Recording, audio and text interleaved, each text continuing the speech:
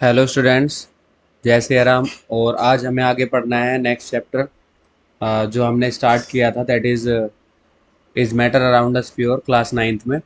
तो हमें आज उसके बारे में आगे पढ़ना था। हमने जो स्टार्टिंग की थी उसमें हमने मैटर्स जो प्योर स्टेट्स होती है, यानी कि जिसमें हमने एलिमेंट, कंपाउंड और सिंपली मिक्सचर्स के बारे में, शायद इस चीज़ के बारे में मैंने आपका वहाँ पर डिस्कशन किया था कि एलिमेंट क्या होते हैं, कंपाउंड क्या होते हैं और मिक्सचर्स क्या होते हैं। ठीक है, आज हम डिस्कस करेंगे जो हमारा टॉपिक है next, that is what is the difference between pure substance and a mixture. अगर मैं यहाँ पर क्लासीफाई करूँ तो एक छोटा सा आपके यहाँ एक सामने में एक ब्लूप्रिंट टाइप का बनाऊंगा, सो दैट कि आपको ज़्यादा समझ में आए क्या करना है। तो फर्स्ट ऑफ ऑल हमें क्या पढ़ना था, मैटर के बारे में। ठीक है, यानी कोई भी सब्सटेंस है या मैटर है, हमें सबसे पहले इसके बारे में पढ़ना था। ठीक, ये हो गया हमारा मैटर। नाउ मैटर के बाद हमें किसके बारे में पढ़ना है, प्योर सब्सटेंस। किसके बारे में, प्योर सब्सटेंस। इसके हम दो पार्ट कर सकते हैं, इट इज़ सिंपली, मैं इसको अगर लिखूं तो एक पोर्शन मैं इसका लिख देता हूँ प्योर सब्सटेंस का। ठीक है, प्योर सब्सटेंस। ठीक है, ना प्योर सब्सटेंस के बाद आपके पास नेक्स्ट होता है मैटर, जो होता है मिक्सचर। ठीक है, या तो प्योर होगा या इम्प्योर होगा, जिसमें मिक्सचर्स भी आ सकते हैं। तो मैं एक को प्योर लिख देता हूँ और एक को क्या लिख देते हैं हम भाई, इम्प्योर। ठीक है, दैट इज इम्प्योर सब्सटेंस। ठीक, एक हमारा प्योर हो गया, दूसरा हमारा इम्प्योर हो गया। ठीक, नेक्स्ट है, अब प्योर सब्सटेंसेस कितने टाइप के होते हैं हमारे पास, दो टाइप के, आइदर इट इज एलिमेंट और कंपाउंड। मैं अगर लिखूं तो first one is, it is element और may be it is compound. तो एलिमेंट हो गया या फिर कंपाउंड हो गया। ठीक है, और एलिमेंट के भी जब आप टाइप्स लिखते हो तो एलिमेंट के भी टाइप हो जाते हैं यहाँ पर, कौन कौन से, मेटल्स, नॉन मेटल्स, और आपका थर्ड वन इज मेटलॉइड्स। ठीक है, इट इज मेटलॉइड्स। और अब आपका किसकी बात कर लेते हैं हम, कंपाउंड की। थोड़ा इसको नीचे लिख देता सो दैट कि आपको समझ में ज़्यादा आ जाए। ये था हमारे पास कंपाउंड। तो नाउ कंपाउंड कितने टाइप के होते हैं हमारे पास, दो टाइप के, आइदर इट इज ऑर्गेनिक और इनऑर्गेनिक। या तो ये ऑर्गेनिक होंगे या फिर हमारे पास क्या होगा, ये सिंपली मैं इसको लिखूँ तो इनऑर्गेनिक। ये हमारे प्योर सब्सटेंस के टाइप्स, सॉरी कंपाउंड के टाइप है। तो प्योर सब्सटेंस दो टाइप के होता है, आइदर इट इज एलिमेंट और कंपाउंड। एलिमेंट क्या है, सिंपलेस्ट और बेसिक फॉर्म है प्योर सब्सटेंस की, जिसको हम और स्मॉल पार्ट्स में डिवाइड नहीं कर सकते। यानी अगर फुल डेफिनेशन बोलो तो it is the pure basic form of a pure substance which can not be broken into anything simpler. ठीक है, और it is the smallest form of matter which can not be further divided. Now अब अगर मैं compound की बात करूँ तो कंपाउंड क्या है, एक प्योर सब्सटेंस है जिसमें टू और मोर एलिमेंट्स होते हैं which are combined together in a fix ratio of mass. Compound में जो रेशो होता है वो फिक्स होता है। ठीक है, नाउ नेक्स्ट जो हमारे पास था वो किसके बारे में पढ़ना था हमें, अब इसमें हम पढ़ेंगे इम्प्योर सब्सटेंस के बारे में। ठीक है, नाउ इम्प्योर सब्सटेंस में क्या आते हैं, मिक्सचर्स आते हैं। ठीक, इम्प्योर सब्सटेंस का एक ही टाइप है, दैट इज मिक्सचर। मिक्सचर कितने टाइप के होते हैं भाई, दो टाइप के। मिक्सचर आपके दो टाइप के होते हैं, फर्स्ट वन इज होमोजीनियस। ठीक है, and second one is heterogeneous.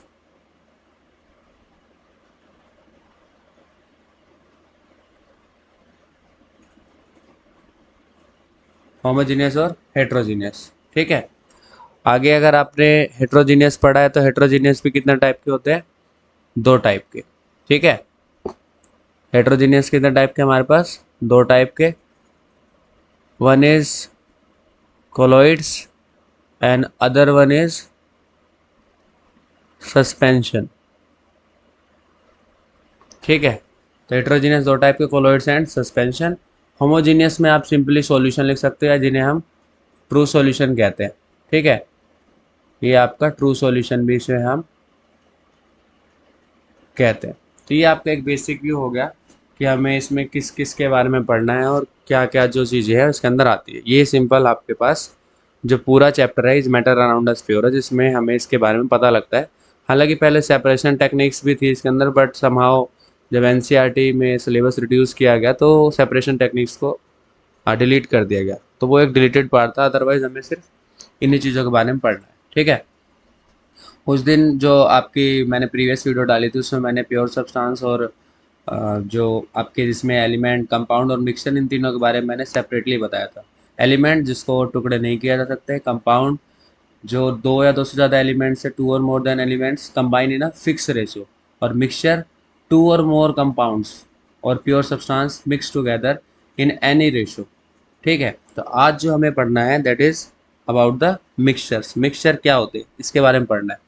ठीक है, तो हम आगे पढ़ेंगे यहाँ पर। नेक्स्ट जो हमारा स्टार्ट होगा दैट इज सिंपली मिक्सचर क्या होता है। उम्मीद है भाई मेरी राइटिंग आपको समझ में आ रही हो।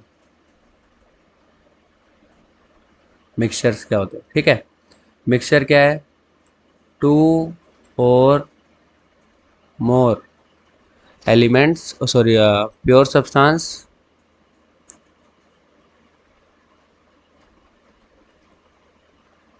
combine together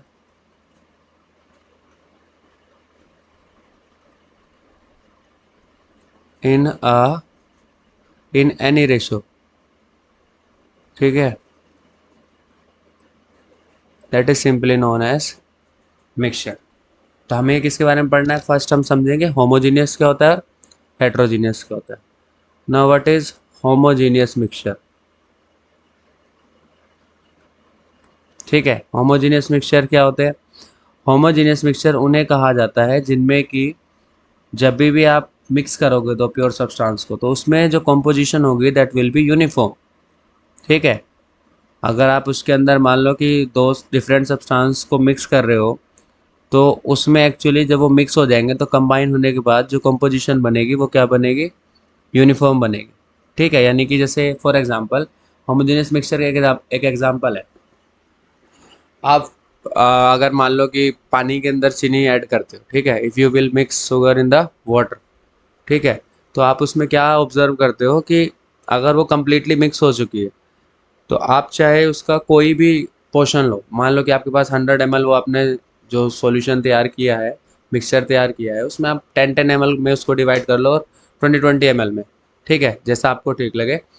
एंड देन अगर आप उसे टेस्ट कर दो तो आपको हर जगह बराबर ही टेस्ट मिलेगा। Why? Because composition is uniform, यानी कि ऑलमोस्ट ईच 10 ml, अगर आप 10 ml में डिवाइड कर रहे हो, contain equal number of solute particles. ठीक है, हम काउंटिंग तो नहीं कर सकते बट ये एजम्पशन की जाती है कि वहाँ पर जो पार्टिकल्स है उनका जो अमाउंट होगा वो ऑलमोस्ट सेम ही होगा।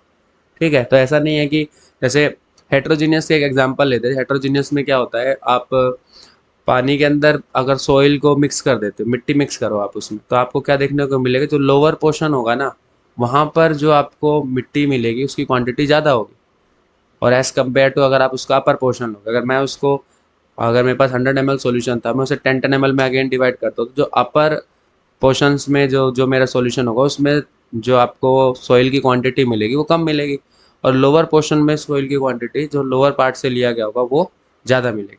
ठीक है, ये डिफरेंट होता है कॉम्पोजिशन का इसमें खास करके। ठीक है, तो ये हो गया हमारे पास होमोजीनियस और हेट्रोजीनियस। ठीक, तो मैं यहाँ पर लिख देता हूँ भाई, ये हमारा होमोजीनियस था। वाह,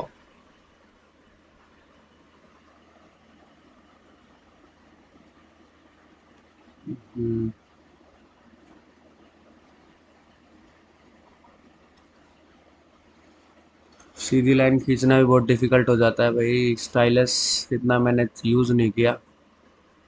ठीक है, होमोजेनियस और हेट्रोजीनियस। तो होमोजेनियस में क्या है, आप सिंपली क्या लिखोगे, फर्स्ट इसमें क्या होती है, यूनिफॉर्म कंपोजिशन होती है। सेकेंड इसमें क्या लिख दोगे आप, नॉन यूनिफॉर्म।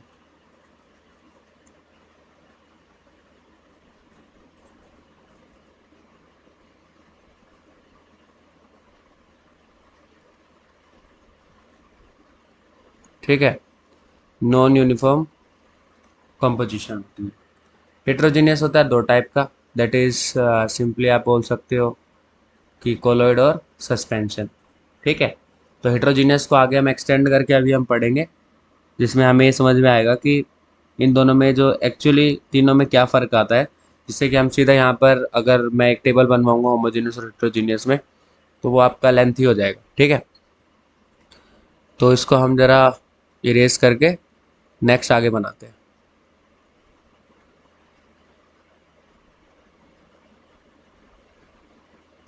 तो होमोजीनियस की तरफ से हमारे पास क्या आ रहा है, true solution.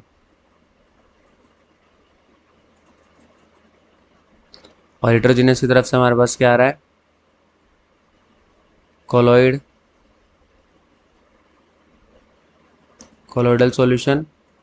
And next one is suspension.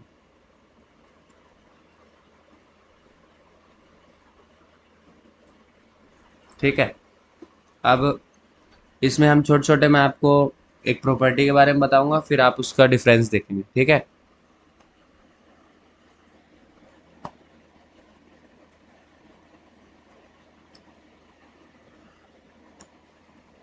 Scale रख के खींचना पड़ेगा इसे तो भाई। चलो, फर्स्ट प्रॉपर्टी हमारी,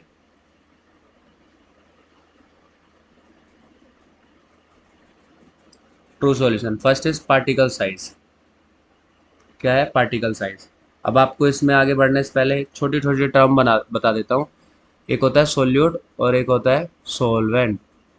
सोल्यूट और सोलवेंट क्या होते हैं, सोल्यूट वो होता है जो जिसकी मिक्सिंग होती है, सोलवेंट वो होता है जिसके अंदर मिक्स किया जाता है। ये डेफिनेशन आप सबने पढ़ी है। सोल्यूट वो है जो लेस क्वांटिटी में प्रेजेंट है, और जो लार्जर क्वांटिटी में प्रेजेंट है दैट इज सोलवेंट।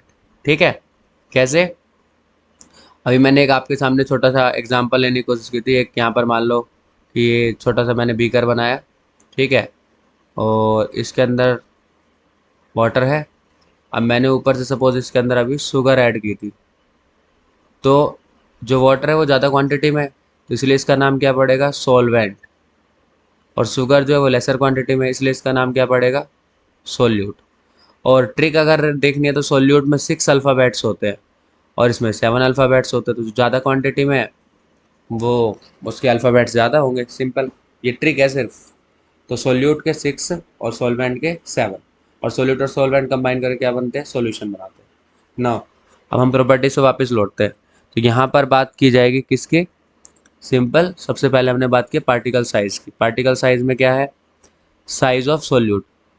सोल्यूट का जो साइज होता है, सोल्यूट साइज, इसमें क्या होता है, लेस देन 1 नैनोमीटर होता है।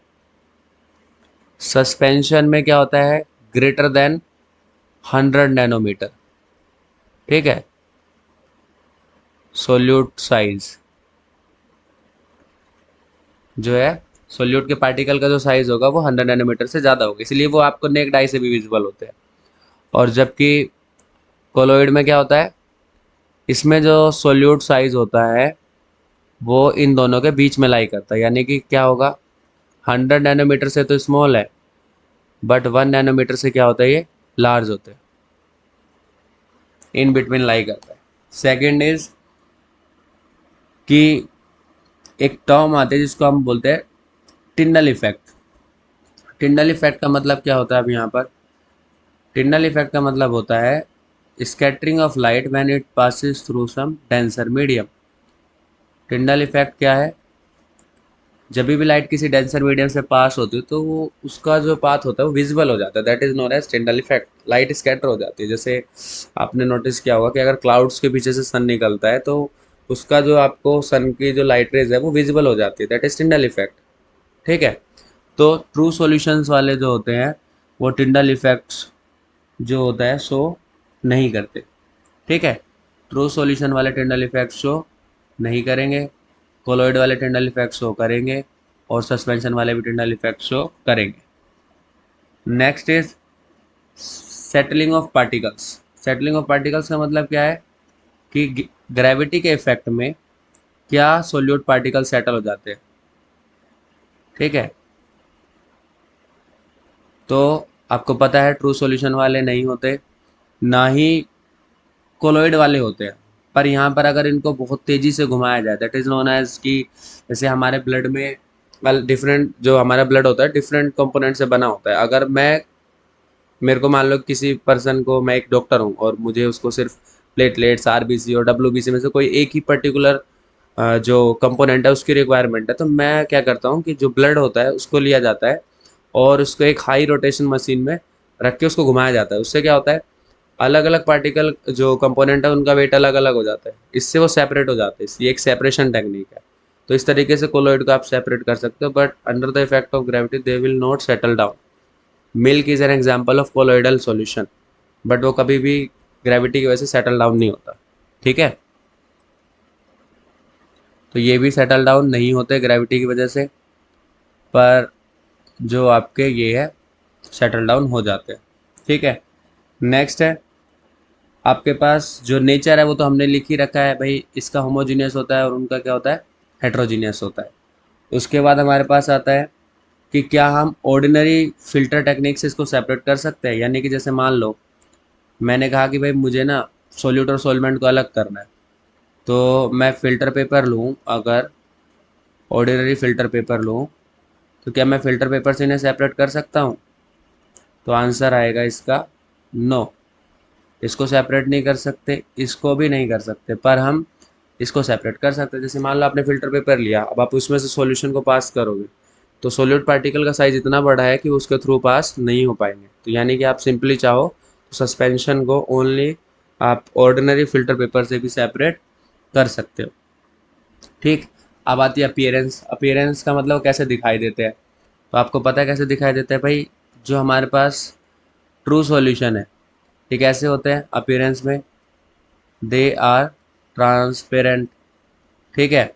और इसमें आप कह नहीं सकते, generally sometimes they are transparent, तो यस और no. In some case yes they are transparent, in some case they are not transparent. ठीक है। और जबकि ये वाले जो सस्पेंशन वाले होते हैं generally they are opaque. Opaque का मतलब होता है जिनके आर पार आप नहीं देख सकते। ठीक है। You are not able to see through that object और through that solution, that is known as opaque. Suspension are opaque in the nature. ठीक है। ये आपके पास 5 डिफरेंसेस है जो हमने किसमें पढ़े, ट्रू सॉल्यूशन, कोलोइडल और सस्पेंशन के बीच में। ठीक है। तो अभी हमने पढ़ा होमोजीनियस हेट्रोजीनियस क्या होते हैं, ट्रू सॉल्यूशन क्या होते हैं, कोलोइडल क्या होते हैं, सस्पेंशन क्या होते हैं। उम्मीद है भाई, मैं ये एक्सपेक्ट करता हूँ कि आपको ये जो चैप्टर है अब तक क्लियर हुआ होगा। कई बार क्या होता है कि कोलोइड के ही टाइप आ जाते हैं।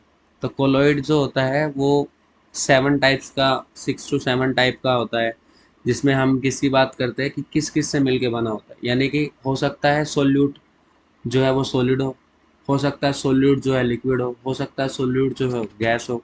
ठीक है। पहले मैं आपको यहाँ पर ट्रू सॉल्यूशन का एग्जांपल दे देता हूँ। तो इसमें एग्जांपल में क्या है आपके पास, आप लिख सकते हो शुगर सॉल्यूशन। ठीक है। इसमें क्या लिख सकते हो, फर्स्ट इज ब्लड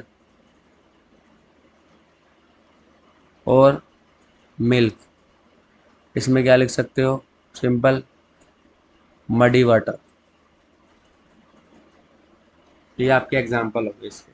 ठीक है। सो दैट कि आपको थोड़ी सी क्लियरिटी रहे। तो एक टर्म आती है दैट इज डिस्पर्स फेस और डिस्पर्जन मीडियम की। डिस्पर्स फेस एक तरीके से सोल्यूट है और डिस्पर्जन मीडियम एक तरीके से सोलवेंट होता है। ठीक है। तो ये आपका कोलोइडल का पार्ट है। अगर किसी को नीड हो तो मेरे से पूछ सकता है इसके बारे में, अदरवाइज ये आपका यहाँ तक ये चैप्टर जो है वो इसकी जो मेन एंडिंग है वो आ जाती है। बट एक एक टॉपिक आता है इसमें छोटा सा, जो जिसमें हम न्यूमेरिकल पोर्शन करते हैं। तो जब मैं न्यूमेरिकल्स कराऊंगा तब आप उसको देख लेना, हो सकता है लाइव हो, तो लाइव होगी तब मैं आपको उसके न्यूमेरिकल्स कराऊंगा इसके साथ साथ। ठीक है, तो मिलते हैं बच्चों नेक्स्ट वीडियो में। जय सिया राम।